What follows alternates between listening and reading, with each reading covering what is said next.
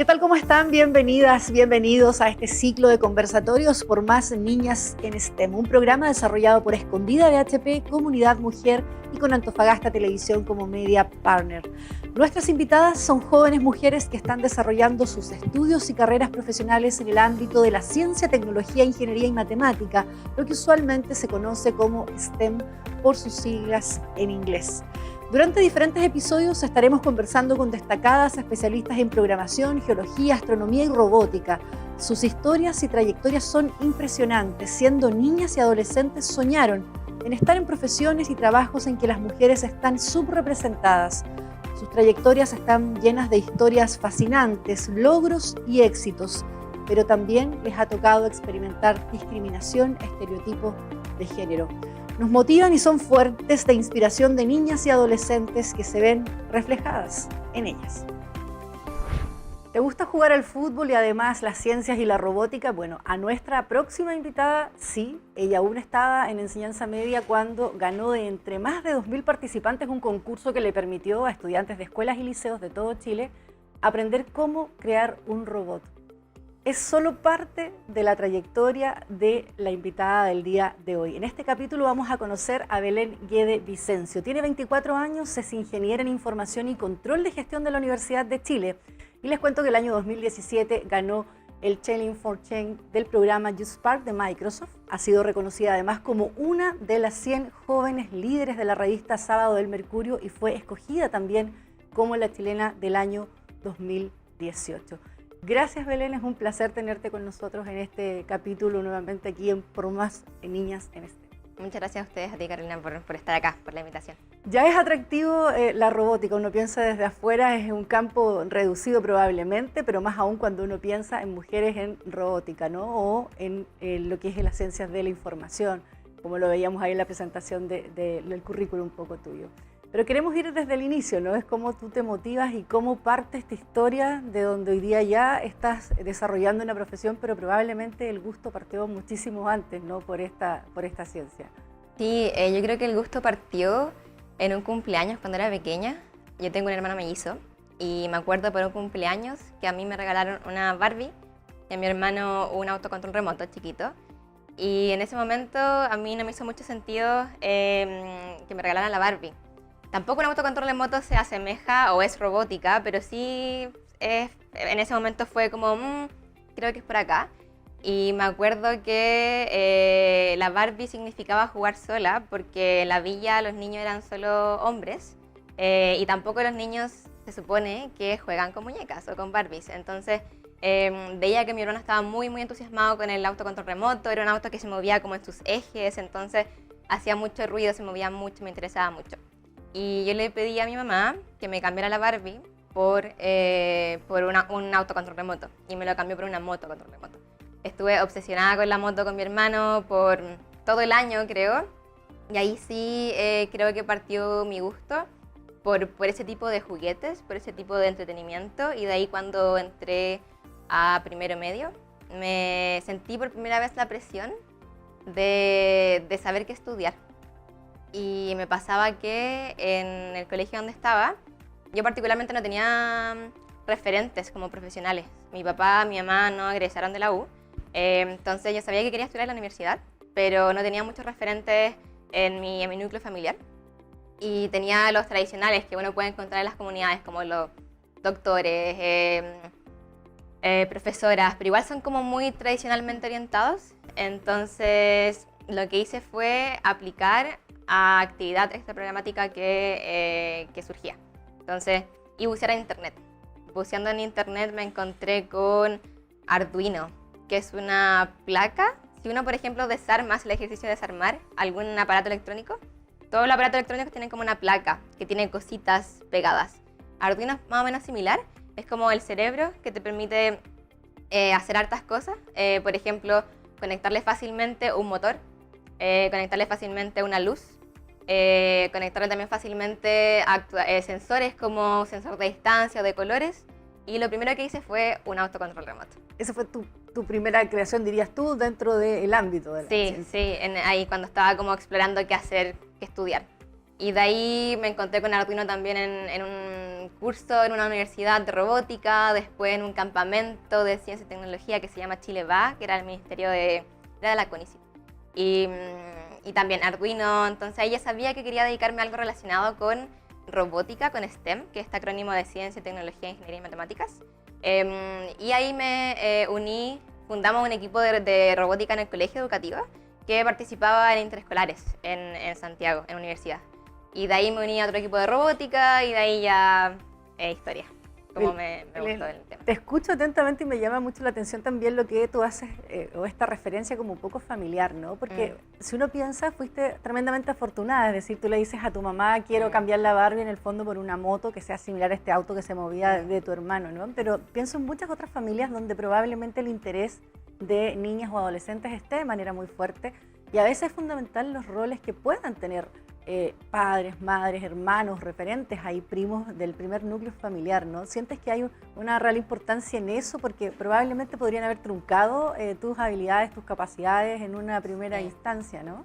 Sí, fueron fundamentales en el sentido de, no, yo soy melliza, entonces me crié con mi hermano, hombre, yo mujer, nos identificamos de esa forma y nunca hicieron diferencia entre los dos. Entonces, por ejemplo, yo en la media también empecé a gustar el fútbol porque cuando chica jugaba con mi hermano y con los vecinos, jugaba fútbol, a la pelota. Si queríamos jugar a la pinta, todos jugábamos a la pinta, a la escondida, a la pelota. Me acuerdo sí que en el colegio también fue un tema, el tema del equipo de fútbol femenino. Y ahí mi mamá no estaba 100% segura, como que no le gustaba 100% la idea, pero mi papá llevaba bubucela a los partidos, le faltó llevar chaya a los partidos para apoyarme. Así que no me sentí como limitada, yo creo que eso es muy importante. De ahí me pasó el tema de la Barbie. En ese momento no me hacía sentido mucho jugar con las Barbies. Está bien si uno quiere hacerlo, pero me pasaba que en ese momento las Barbies eran muy estereotipadas, como muy estereotipadas hacia un estereotipo de belleza, eran todas flacas, rubias, altas. Las Barbies no me identificaba con eso. Ahora sí hay Barbies STEM, hay Barbies astronautas. En ese momento no. Entonces yo sí veía que la Barbie no hacía nada, entre comillas, que a mí me llamaba la atención, pero sí, por ejemplo, jugaba con los Legos con mi hermano, con el auto con el remoto, y si uno analiza la historia, igual tiene sentido que el Lego, el auto con el remoto, se parece mucho más a la ingeniería, tiene mucho más componentes de análisis espacial, y tiene también mucho que ver con este pasillo rosa, o sea, hay estereotipos de género asociados a eso. Uno ve y han habido escándalos a nivel país, a nivel mundial de este pasillo rosa que estaba investigado. Uno entra en agosto en el Día del Niño al supermercado y está el pasillo rosa, color rosado, que tampoco el color rosado es el problema, es como los estereotipos de género que son tan dañinos asociados a eso. Entonces está el pasillo rosa que está asociado a las mujeres, a las niñas, a labores de cuidado, a la guagua, a la muñeca, a la guagua, porque tiene que quedarse para ser madre, sí o sí. No está de nuevo nada de malo con que queramos jugar con muñecas, pero es como, ¿por qué tiene que ser esto y por qué está tan normalizado? Las labores de cuidado hacia las niñas, las labores más ingenieriles hacia los niños, siempre con auto a control remoto, siempre Legos, que después obviamente que también encaminan el cauce hacia allá. Ahora, lo que tú dices también dentro del colegio es la segunda plataforma, ¿no? Uno podría decir, es la familia fundamental en cómo te impulsa o muchas veces pudiera truncar, como lo hablábamos recién, tus desafíos o tus sueños o tus capacidades.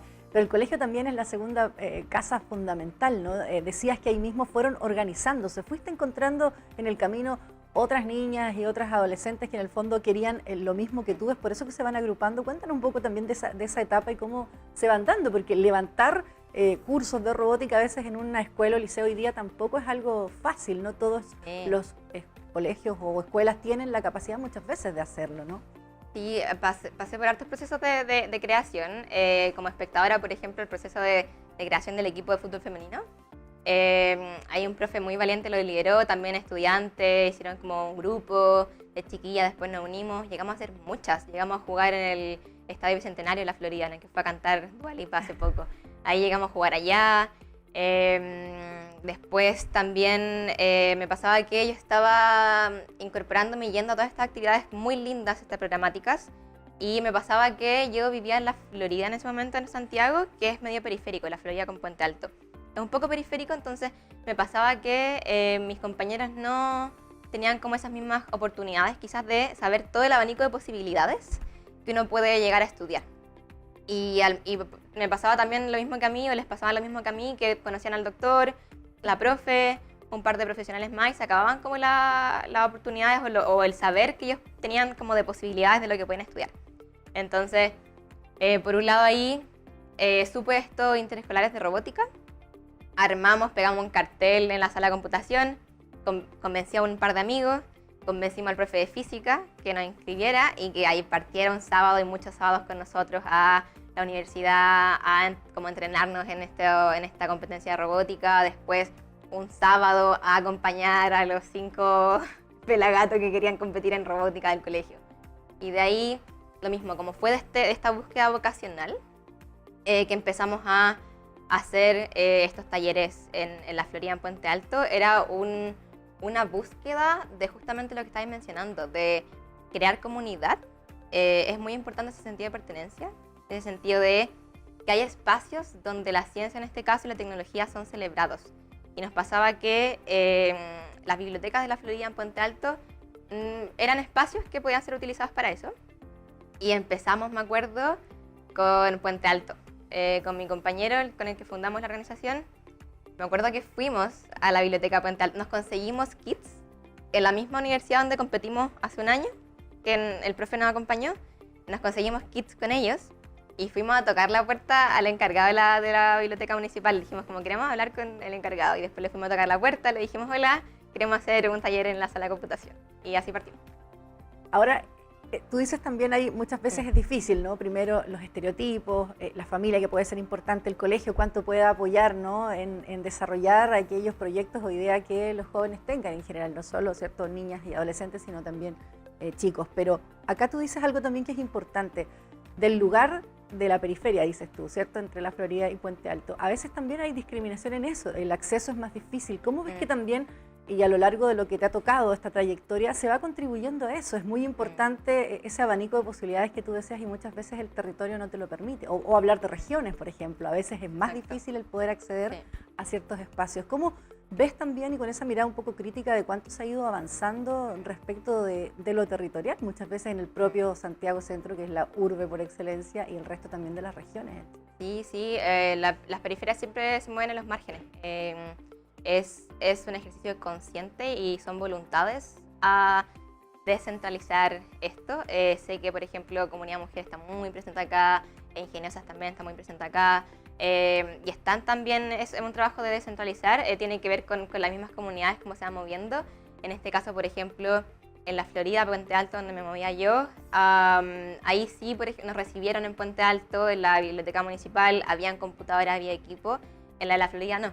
En la Biblioteca Pública de la Florida no habían simplemente computadores para poder trabajar con eso, pero sí la municipalidad también abrió espacios, abrió fondos juveniles para poder postular, para poder comprar más equipo, y fuimos después a hacer los talleres a colegios, que todos los colegios al menos tienen alguna clase de sala de computación, al menos los que nos involucrábamos tenían. Entonces nos buscábamos para poder ingresar, si ya no era en la biblioteca pública, con el apoyo de la MUNI, ir a otros colegios. Ahí sí teníamos que postular, me acuerdo, patrocinados, porque yo era la mayor y era menor de edad, o sea, no podíamos perseguir ningún tipo de organización, personalidad jurídica, porque éramos todos menores de edad, así que era súper entretenido, súper desafiante, pero claro, como que nos buscábamos como ese tipo de iniciativas, pero es súper necesario llegar a descentralizar, es súper necesario llegar a donde están esos márgenes, que por ejemplo ahora también con la pandemia, incluso con las redes sociales,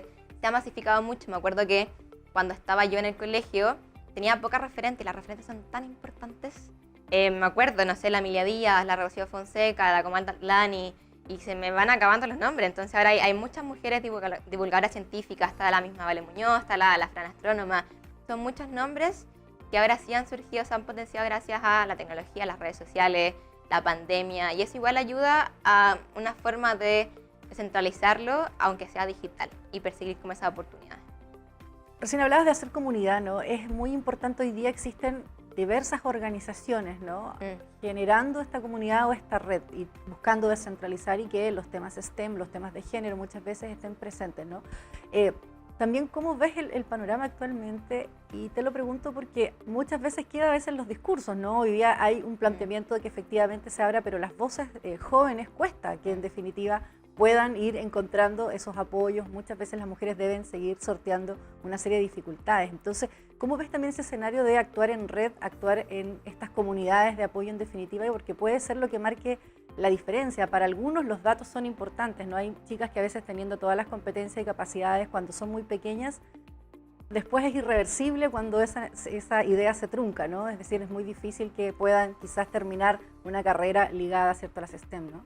Sí, sí, son súper importantes, yo diría que tres cosas. Está el tema de las comunidades justamente, que ahí como yo lo barajé, al menos cuando cuando ya estaba en tercero o cuarto medio en la U, o incluso antes cuando estaba buscando esta vocación, usábamos Facebook, Instagram estaba recién posicionándose, entonces ahí sí las redes sociales no eran tan boom como ahora, que por ejemplo hay muchas comunidades dentro de las mismas personas que hacen divulgación científica, dentro de las mismas plataformas que pueden ser físicas, pero también online. Yo creo que en todas partes de Chile con acceso a internet, porque también es un privilegio, podemos buscar comunidades online, podemos buscar comunidades en donde podamos sentirnos apoyadas como mujeres, como niñas en tecnología. Y a mí me pasaba que al estar dentro del privilegio santiaguino, sí podía encontrar equipos de robótica. Y igual me las buscaba, pero llegaba a equipos de robótica y podía como incorporarme en ellos. Ahora también hay algunos en Santiago, pero igual son ejercicios también comunitarios que se tienen que potenciar desde las comunidades. O sea, hay, por ejemplo, equipos de robótica en Valparaíso, en Puerto Varas. Son desde las mismas comunidades que forman esos equipos. En Concepción hay muchos también, en Puerto Montt. Entonces, sí es como un ejercicio desde el colegio, desde las municipalidades y también desde las empresas que potencian como esas comunidades y los ven como también como un ejercicio cíclico. En el fondo, como trabajábamos en los equipos de robótica, era que los alumnos o las alumnas incorporaban o tenían todo este conocimiento de mentores universitarios que le enseñaban a esas personas. Después, el estudiante se transforma en mentor. Después, el mentor, mientras está en la U, sigue como la carrera en STEM. Y luego ese mentor probablemente después entre a alguna empresa y la empresa en el fondo también apoya al equipo con recursos, etcétera, con mentores, como que es un ciclo súper virtuoso. Otro punto que es muy importante, el tema de las referentes que lo mencioné, es tan clave que las niñas puedan verse en algo. O sea, no podemos ser lo que no podemos ver. Como si yo no veo, nunca supe que una mujer pudo ser astronauta, ¿cómo voy a poder o voy a perseguir una carrera de astronauta? Es mucho más difícil. Entonces, el tema de las referentes es muy importante. El tema de también involucrarse en la tecnología para resolver nuestros propios problemas. O sea, está pasando hoy en día que hay un área de la tecnología que está muy en boga, que es la inteligencia artificial, y que hay muchos sesgos relacionados a la IA. Que, por ejemplo, pasa porque no hay mujeres relacionadas, incorporadas, o muchas mujeres en la IA, y se entrenan con sesgos todos los modelos. O, por ejemplo, pasaba antes que efectivamente la NASA casi manda a una astronauta mujer con 100 tampones, casi la manda, con 100 tampones para un viaje de una semana. Porque en el fondo no se relacionaban con sus problemas, no empatizaban con los problemas. Es tan relevante que nosotras mismas creemos la tecnología y resolvamos nuestros problemas, que es como muy clave que nos incorporemos en esas áreas. Y lo otro que diría yo que es muy relevante, aparte de las referentes, de las comunidades, es tener como esta suerte de referentes, comunidades y estereotipos de géneros que no estén tan naturalizados como hoy en día. Pero sientes que en eso Chile avanza, da pasos, porque uno podría decir lo mismo, ¿no? Las redes sociales ha permitido visualizar, pero sientes que todavía eso es como muy al debe, que hay un déficit importante ahí, o sientes que sí estamos en un momento idóneo para decir vamos a tener muchas más niñas y adolescentes en definitiva en STEM el día de mañana? Yo creo que vamos por buen camino, pero falta mucho por recorrer. Efectivamente ahora hay estereotipos de género que, de nuevo, nos han hecho tanto daño. Los estereotipos son tan dañinos, son generalmente perjudiciales porque se llevan a un extremo. O sea, está este estereotipo de la persona como en tecnología, que es como más ñoño, que quizás no tiene tantas habilidades sociales, cuando la realidad es otra. O sea, hoy en día todo está atravesado por la tecnología. Los tequis somos los cool, las cool. Yo lo veo en mi trabajo, también en Estados Unidos, Silicon Valley y todas esas cosas, como que de verdad es un ambiente muy entretenido, son carreras muy entretes y son estereotipos que se naturalizan y que son demasiado nocivos. También que las mujeres, por ejemplo, tienen que dedicarse a labores de cuidado, los hombres a carreras más entre extremas, entre entretes, etc. Pero sí vamos avanzando. Se han visto números de matrículas en ingeniería aumentando, no es suficiente todavía. Sí creo que ahora en términos de divulgación de referentes, sí efectivamente hay muchas referentes. Las niñas pueden efectivamente verse haciendo eso, verse en carreras STEM, verse siendo ingenieras, programadoras. Y las redes sociales han ayudado mucho. Divulgación científica, influencers, todo ese mundo ayuda un montón. Así que creo que sí, que también falta el tema de llegar a ese link de todo el pipeline de una carrera. Por ejemplo, están los estereotipos de género en la infancia, después que estudie ingeniería en la universidad y después que entre al campo laboral en tecnología, que también es un campo con muchas oportunidades. Y que también hay que entrar ahí, o sea, de la brecha salarial, todo eso. Sientes que las barreras han estado sin duda para muchas mujeres en todos los ámbitos, ¿no? En la infancia, en escoger un simple juguete o tan inocente un juguete, ¿no? Luego en la universidad, ¿con qué te fuiste encontrando? Y en el mundo laboral también, si comparas, hoy día hay todavía brechas importantes. ¿Cuáles fueron, por ejemplo, las que te tocó sortear a ti en ese sentido en la universidad? Porque muchas veces los programas y planes de trabajo también o siguen estando o se imparten todavía por muchos profesores y no profesoras. Pasa también en las universidades, ¿no? Entonces, ¿con qué te fuiste encontrando ya en la etapa superior, en la universidad y luego en el trabajo y esas brechas que tuviste que ir sorteando en definitiva? Sí, yo creo que los estereotipos son tan nocivos y tan dañinos que a mí sí yo creo que me privaron o me chocaron en algún momento. Yo quería entrar a la Universidad de Chile, pero por ejemplo no quería pasar por plan común y también la robótica per se, yo no estudié robótica, porque sí creía que era una carrera muy masculina, efectivamente, como me daba miedo, que fuera muy hostil, que fueran puros hombres.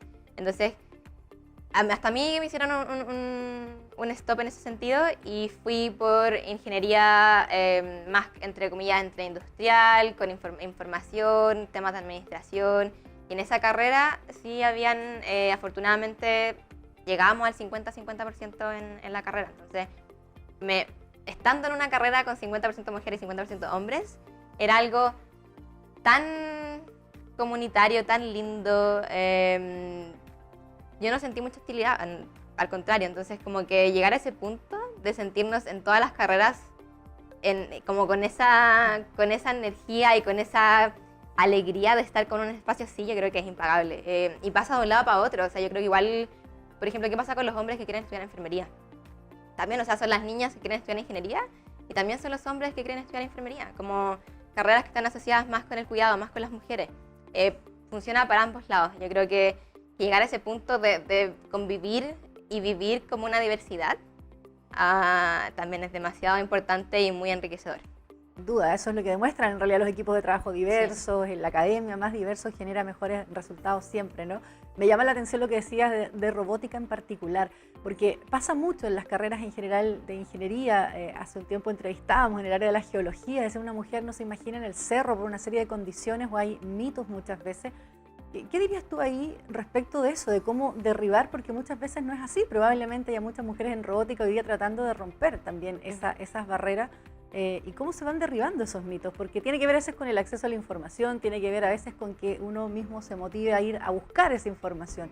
¿Cómo sientes que se van derribando también esos mitos y que no pueden ser ciertos a lo mejor una vez entrando a esas carreras, como una vez conversábamos también con una geóloga bien con harta trayectoria, ¿no?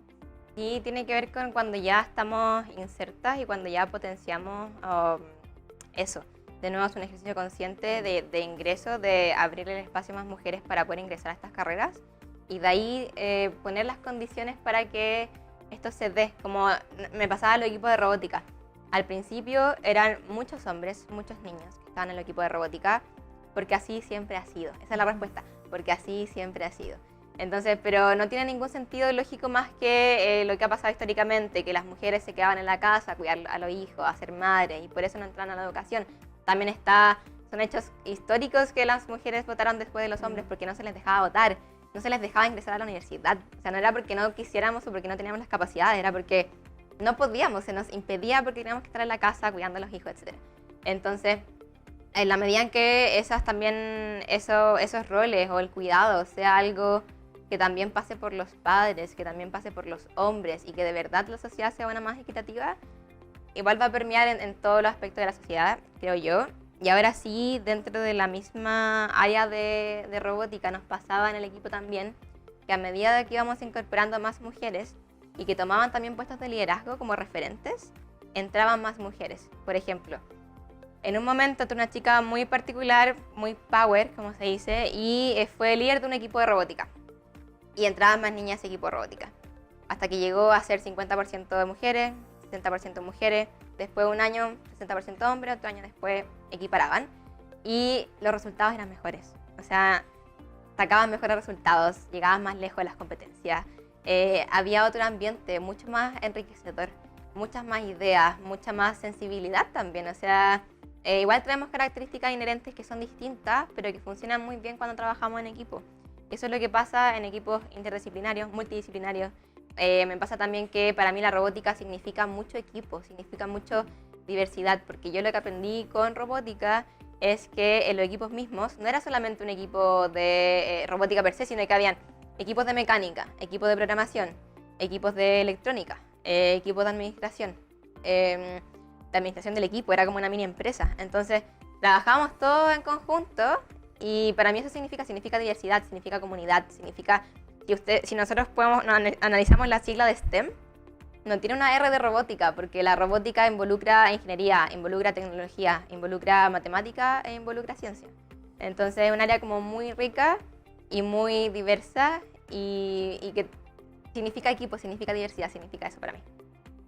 Quiero que me cuentes también ahora cuando te presentaba ingeniera, ¿cierto? Hoy día en información. Uno tiende a confundirlo con informática, no es como muy común que se diga ingeniero en informática u otros. ¿Cuál es esa diferencia también? Y hablando un poco de lo que tú sí estudiaste y de lo que hoy día te estás desarrollando y en estos de los modelos y referencias, ¿no? Sí. Hay veces que muchos se imaginan algo que no es tal y a veces sirve mucho para chicas que hoy día pueden estar tomando su decisión, ¿no? El saber de primera fuente qué es lo que se está haciendo y a lo que te enfrentaste. Entonces, ¿qué es la ingeniería en información y en dónde te permite hoy día moverte en lo profesional también? Sí, la ingeniería en información tiene que ver más con los sistemas de información, que es básicamente lo que estudié en la facultad. Es un punto medio entre lo que es informática, un sistema de información, ingeniería industrial, con lo que es más administración, gestión en el mundo privado, en el mundo público, etc. Es como el punto medio de conversación entre el mundo más comercial y el mundo más técnico.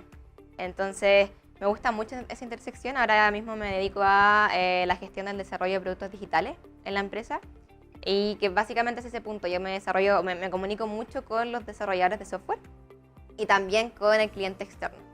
Entonces, desarrollamos un producto que le sirva a la gente, que satisfaga las necesidades, etc. Y también en ingeniería de información tenemos muchos ramos relacionados a datos, a la gestión de los datos, al análisis de los datos, a los modelos matemáticos relacionados con los datos. Entonces es una carrera muy centrada en los datos, en los sistemas de información y en productos. Así que a mí me encanta lo que estudio, en verdad, y tiene hartas salidas laborales, de nuevo análisis de datos. Tengo compañeros que se dedican desde planificación estratégica, análisis de datos, gestión de productos digitales. Por ejemplo, trabajé en una empresa donde estábamos, y ahora mismo también estamos desarrollando una aplicaciones, y la aplicación para traernos Apple Pay a Chile y pagar con el celular, o en Santiago pagar el metro con el QR, sacar una aplicación para poder... Yo trabajo en una empresa de robótica e inteligencia artificial, una startup de inteligencia artificial, y me dedico al producto. Entonces queremos, desde los datos que captura el robot, extraerlos para que la gente pueda accionar ciertas tareas a partir de una aplicación. Y esa aplicación la estamos también desarrollando. Y donde me dedico yo es como el punto medio entre el usuario final y el desarrollador mismo del software que programa la aplicación. Recién conversábamos también al inicio de la importancia que hoy día tiene, ¿no?, la inteligencia artificial, la robótica, la ciencia y todo esto, porque el mundo finalmente se está viendo cada vez más impactado por eso. Un poco, ¿qué te mueve hoy día también? En definitiva, muchas veces no se trata, y lo hemos conversado aquí en el programa, de solo elegir algo por vocación, que es muy importante, sino que muchas veces es el para qué hacemos ciertas cosas y el impacto que finalmente tiene en la sociedad hoy día. Hay muchos debates interesantes y discusiones que tienen que ver con la política, los derechos digitales. Entonces, ¿cómo también te planteas hoy día tú respecto de los desafíos futuros y un poco de lo que tú has logrado en esta trayectoria respecto de lo que hoy día Chile también avanza, ¿no?, en estos tremendos desafíos que hay en estos temas que hemos estado conversando? Sí, yo me muevo mucho en, bueno, más mujeres en tecnología. Me muevo mucho, me gusta mucho también el tema de políticas públicas en tecnología. He coqueteado mucho con esa arista últimamente, aparte de la pega de producto, etcétera. Me gusta mucho ese punto de tratar la tecnología como algo político, como algo público, porque es algo que nos toca a todos. Es tan transversal, podemos hacer muchas interacciones entre el arte y la tecnología, entre la arquitectura y la tecnología, entre todo. Se hablaba mucho hace siglos, décadas pasadas, de si no sabías leer o escribir, eras analfabeto. En algún futuro no muy lejano ya se está hablando de analfabetismo digital. Y algo que en un mundo cada vez más complejo o simple, porque la tecnología nos ha simplificado muchas cosas, generalmente, o yo creo que la tenemos mucho más fácil que nuestros abuelos, pero sí nos requiere eso, tenerlo más fácil que nuestros abuelos, tener todo en la palma de la mano en el celular, o tener más información que la persona más, con más acceso a la información o más inteligente del mundo hace 100 años. Un niño puede tener esa misma información en el celular a 2 clics de distancia. Nos exige ese mundo como tan rico ahora, que tengamos esta habilidad, ya sea técnicas, tecnológicas, como también habilidades más llamadas blandas, como trabajo en equipo, como comunicación, saber cómo lidiar con otras personas, saber no solamente ser como usuarios de tecnología, pero también poder crearla, poder interactuar con ella. Es algo que sí nos requiere este mundo y que sí tenemos que ser capaces de hacer que llegue a todos y todas, de hacer que todos nos seamos parte de esto, que nadie se quede fuera, que nadie sea analfabeto digital, porque es lo que estamos viviendo ahora, en el fondo.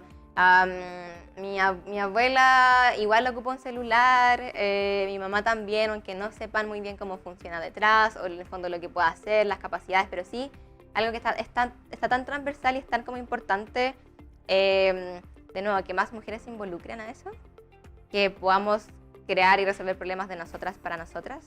Y yo sí creo que es algo público, que es algo que tenemos que saber cómo regular. O sea, hay muchos temas alrededor de eso, de la ética con la tecnología, de la ética con los robots inteligentes, con la inteligencia artificial, qué pasa también con todo lo que se está creando alrededor de la tecnología.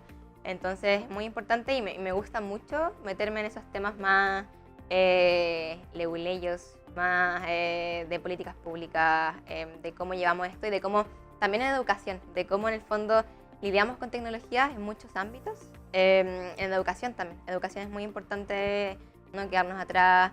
Siempre me he relacionado con tecnología y robótica en la educación, desde que partimos haciendo los talleres en la Florida Puente Alto, porque también pasa que Chile es un país que no es tan equitativo y que colegios sí tienen acceso a estas cosas, pero otros colegios no. Y ahí de nuevo nos vamos quedando atrás, nos vamos quedando atrás, nos vamos quedando atrás.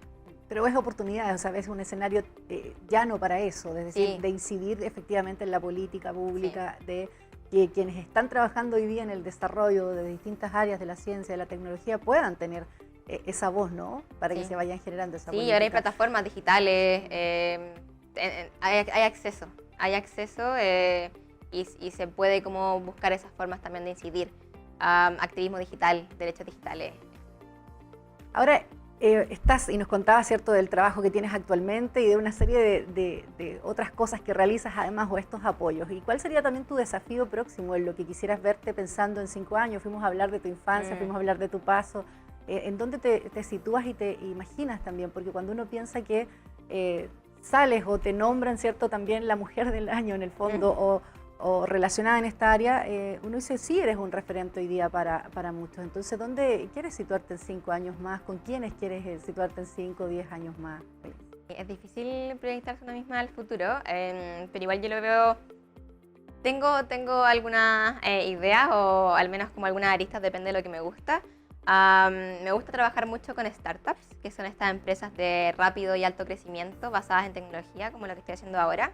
Así que me veo en la startup, me veo como en ese camino en el mundo privado. Me veo en el mundo también público, relacionados a políticas públicas de nueva tecnología. Ojalá siendo magíster en el extranjero, eso igual quiero. Que me oriente como ese camino de políticas públicas en tecnología. Y eso también lo veo como para poder llevar estos problemas al día a día, a quienes toman las decisiones, por todos nosotros. O sea, hay temas súper relevantes que pueden parecer más por la tangente, como lo que comentaba de ética con la inteligencia artificial, o sea, autos autónomos, por ejemplo. ¿Qué pasa cuando los autos se manejen solos? ¿Quién va a estar detrás de eso? ¿Quién va a ser responsable? Por ejemplo, un choque. Si el auto tiene que decidir entre una persona que está cruzando en rojo versus un niño que se puede atravesar en el camino, o chocar a un auto versus parar para que otra persona pueda cruzar porque él justo se atravesó. ¿Quién va a tomar esas decisiones? O sea, son sistemas que están tomando esas decisiones, sistemas inteligentes, pero igual hay alguien que entrena esos sistemas, hay alguien detrás de eso.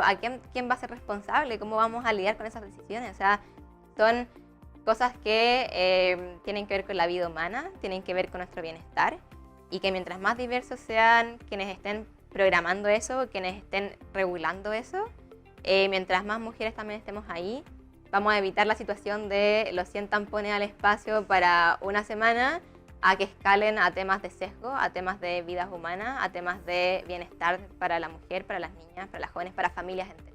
Que creo que es muy relevante y me emociona mucho ese aspecto también de la tecnología.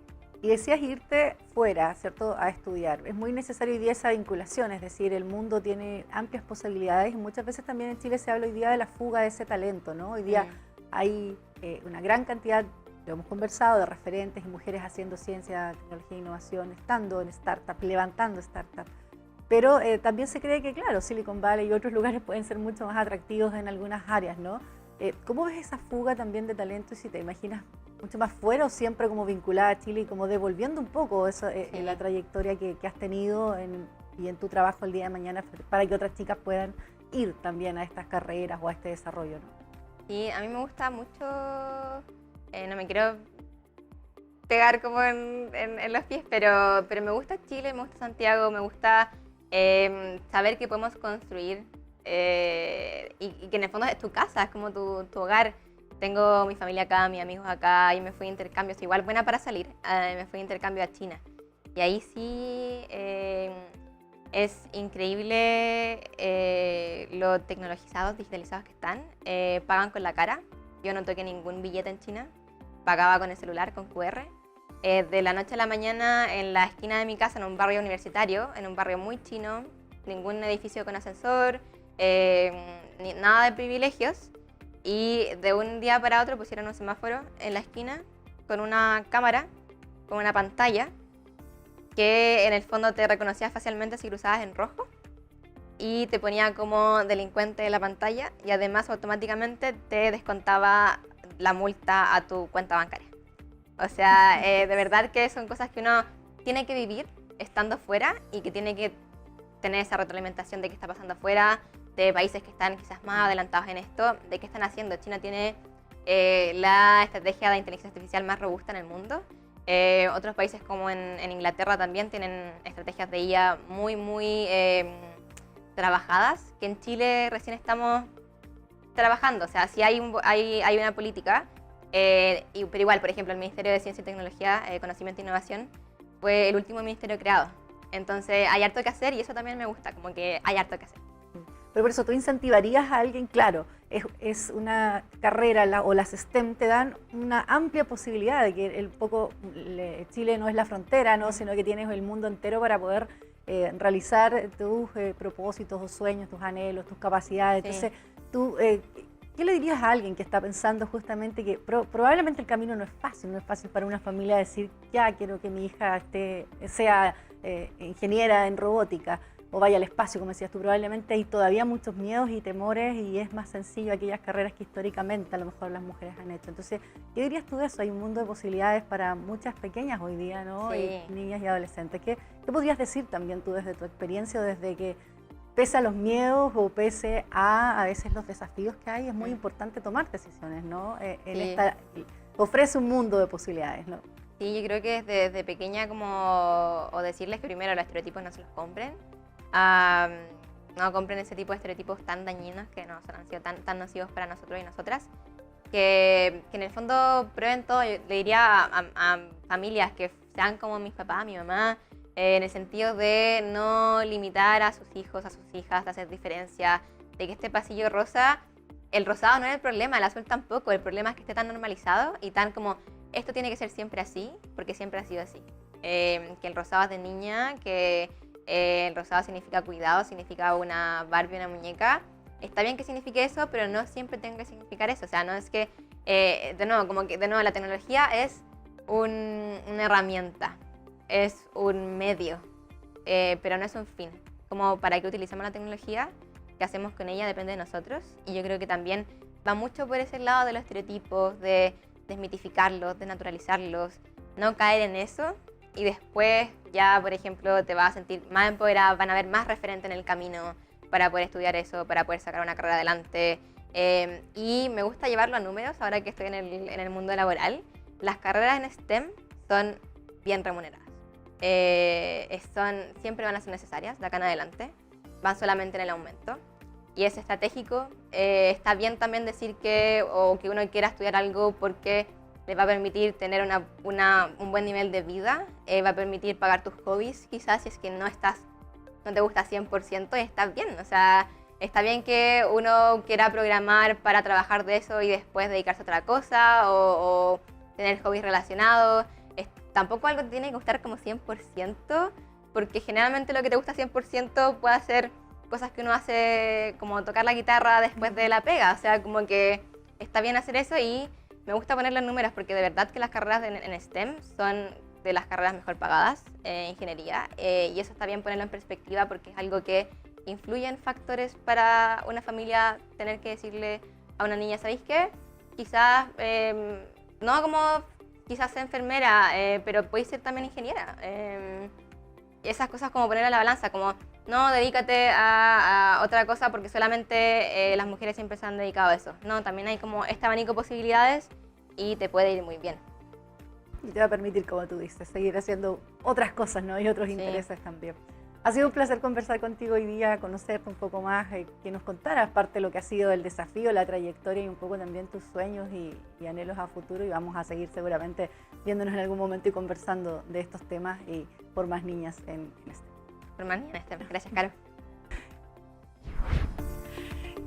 Increíble trayectoria, sin duda. Hemos quedado, ¿cierto?, fascinados con todo lo que nos ha contado Belén Guede Vicencio, nuestra tercera invitada a este programa Por Más Niñas en STEM. Sin duda nos ha inspirado a nosotros y a muchas en sus casas. Trabajemos en conjunto para incentivar las vocaciones científicas y tecnológicas de las niñas en Chile, para ampliar sus sueños y hagámoslo ahora. No podemos seguir esperando un mañana de cambios si no realizamos las transformaciones hoy. Los dejamos invitados para el próximo 22 de diciembre con otra interesante invitada que se dedica a la astronomía. Por más mujeres en STEM. Nos reencontramos.